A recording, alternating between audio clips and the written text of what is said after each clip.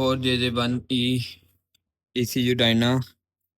I show you how to do its timing. First check this. Okay. This is camshaft timing. Okay. And now here you see small arrow. Here small arrow in front of this black cover of chain. And then you come down. You also see here dot near yellow line. Okay. And then you check here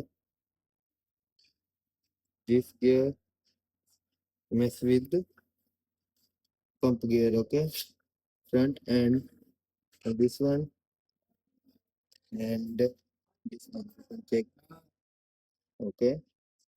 This is timing of Isuzu 4JJ1 engine. It's same thing like pickup engine. We do is maximum work we already complete. Now only work is front cover and seal.